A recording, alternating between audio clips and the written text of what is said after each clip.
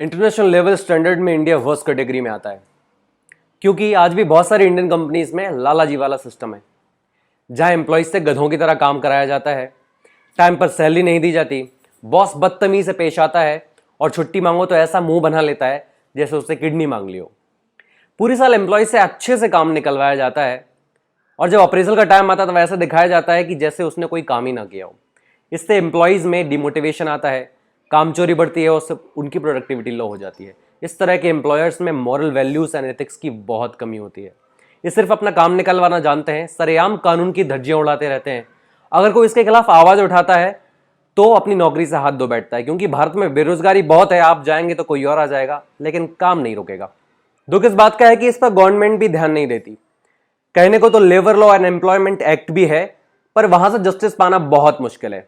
भारत में इस तरह के कुछ चिंदीचोर लोग अपनी मनमानियां करते हैं और सरकार तमाशा देखती रहती है। इससे निपटने के लिए कोई ठोस कानून व्यवस्था भी नहीं है। अगर मैं वर्कर्स राइट्स के ग्लोबल रैंकिंग की बात करूं तो इंटरनेशनल लॉ के हिसाब से कोर लेबर स्टैंडर्ड्स में ऑस्ट्रिया, बेल्जियम, डेनमार्क, फिनलैंड और जर्मनी हाईएस्ट रैंक के साथ बेस्ट कैटेगरी में आते हैं, जहां एम्प्लॉयज के राइट्स की रिस्पेक्ट की जाती है। और वहीं India, Saudi Arabia, Nigeria, Turkey जैसे देशों के साथ वर्स्ट कैटेगरी में फॉल करता है, जहां एम्प्लॉयज के राइट्स की कोई अहमियत नहीं है। कागजी तौर पर इंडिया में एम्प्लॉयमेंट एंड लेबर लॉ है, जिसके हिसाब से प्राइवेट एम्प्लॉयज को कुछ राइट्स होते हैं और जिनको हर एम्प्लॉयर को फॉलो करना चाहिए। ऐसा ना करने पर कंपनी के खिलाफ एक्शन लिया जा सकता है। आगे बढ़ते हैं, लेकिन उससे पहले अगर आप नए हैं तो प्लीज सब्सक्राइब और लाइक कर दीजिए, थोड़ा अच्छा लगता है, कॉन्फिडेंस बढ़ता है। Thank you. मूविंग ऑन, एक एम्प्लॉय को पता होना चाहिए कि उसके राइट्स क्या क्या हैं, और अगर एम्प्लॉयर इन राइट्स का वायोलेशन करता है तो वो कैसे उनके खिलाफ एक्शन ले सकता है, ये भी सुन लीजिए। हर एम्प्लॉय के पास एम्प्लॉयमेंट एग्रीमेंट उसके ज्वाइन करते ही होना चाहिए, और उसमें designation, working hours, KRA, leaves, dispute and conflicts भी मेंशन होना चाहिए। और एम्प्लॉयमेंट एग्रीमेंट का पर्पस क्लियर होना चाहिए ताकि एम्प्लॉयर एम्प्लॉई दोनों सेम पेज पर रहें। दूसरे नंबर पर आता है बेसिक राइट्स। फैक्ट्रीज एक्ट 1948 के अकॉर्डिंग एम्प्लॉई नो मैटर कहां और क्या काम करते हैं, सभी को वर्क प्लेस पर हेल्थ एंड सेफ्टी के कुछ बेसिक राइट्स होते हैं, और हर एम्प्लॉयर की रिस्पॉन्सिबिलिटी बनती है कि वो इन बेसिक इम्यूनिटीज का ध्यान रखे। तीसरे नंबर पर है protection from sexual harassment. Rules के मुताबिक अगर किसी ऑर्गेनाइजेशन में 10 या उससे ज्यादा एम्प्लॉयज हैं तो वहां सेक्सुअल हरासमेंट वाला केस एड्रेस करने के लिए एक इंटरनल कंप्लेंट कमेटी होनी ही चाहिए। Minimum wage. Minimum wages act 1948 के हिसाब से हर इंडियन एम्प्लॉय को मिनिमम वेज मिलने की गारंटी दी गई है, जिससे वो अपनी लाइफस्टाइल और नेसेसरी अम्यूनिटी सस्टेन कर पाए। अगर किसी एम्प्लॉय को मिनिमम वेज से कम वेज मिलती है तो यह कॉन्स्टिट्यूशन के आर्टिकल 23 का वायलेशन है। कुछ फैक्टर्स जैसे कि region, cost of living, type of work, working hours के हिसाब से सेंट्रल और state government minimum wage fix करती हैं। टाइमली सैलरी, ये बहुत इंपॉर्टेंट है। द इक्वल रेम्यूनरेशन एक्ट 1976 के अकॉर्डिंग मैन एंड विमेन दोनों को equal pay for equal work का रूल है, ये मिलना ही चाहिए। पेमेंट ऑफ वेजेस एक्ट के अकॉर्डिंग एम्प्लॉयज को सैलरी टाइमली मैनर पर दी जानी चाहिए। अगर ऐसा नहीं होता है तो एम्प्लॉयज लेबर कमीशन को अप्रोच कर सकते हैं और सिविल सूट फाइल कर सकते हैं। Bonus. According to the payment of bonus act 1965, किसी भी ऑर्गेनाइजेशन जो कि 5 साल से पुरानी है और किसी भी अकाउंटिंग ईयर में 20 से ज्यादा एम्प्लॉयज रखे हुए हैं तो वो ऑर्गेनाइजेशन अपने एम्प्लॉयज को बोनस देने के लिए लीगली बाउंड है।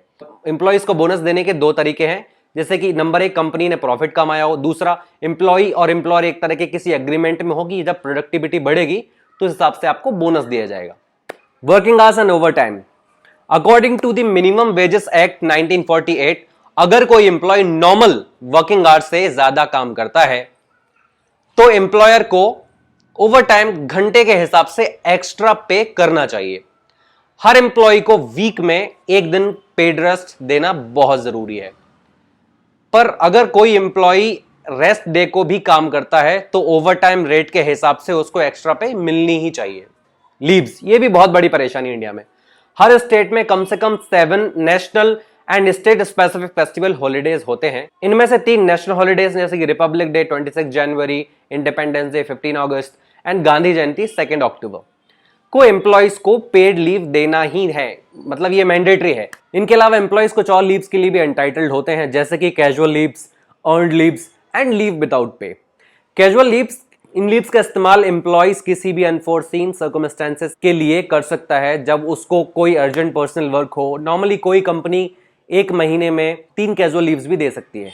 अर्नड लीव्स प्रीवियस ईयर से करंट ईयर में कैरी फॉरवर्ड की जाती हैं, और अगर कोई एम्प्लॉय जॉब छोड़ता है और उसकी कुछ आउटस्टैंडिंग अर्नड लीव्स बची हुई हैं तो वो उनको इनकैश भी करा सकता है। लीव विदाउट पे, अगर किसी एम्प्लॉयज के पास लीव्स बची ही नहीं है और किसी वजह से वह काम पे नहीं जा सकता है तो उस कंडीशन में लीव विदाउट पे भी ले सकता है। जितनी लीव्स लेगा उतना उसकी सैलरी से कट जाएगा।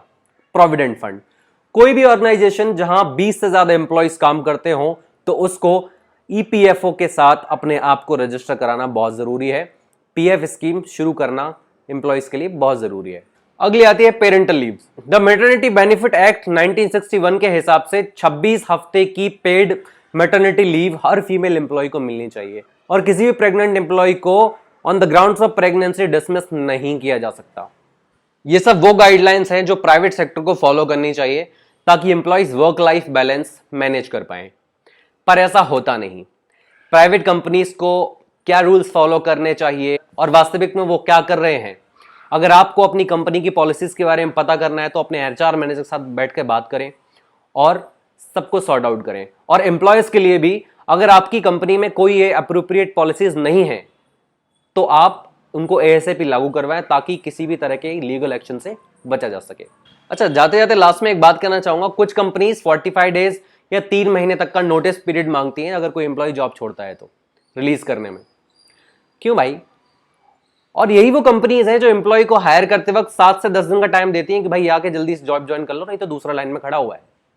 मेरा इन कंपनीज को यही सजेशन है कि प्लीज 7 से 10 दिन में रिलीज कर दिया करो, जैसा कि और दूसरी कंट्रीज में होता है। ये टैबू नहीं है कोई। Thank you so much.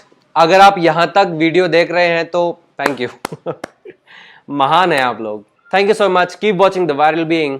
Take care.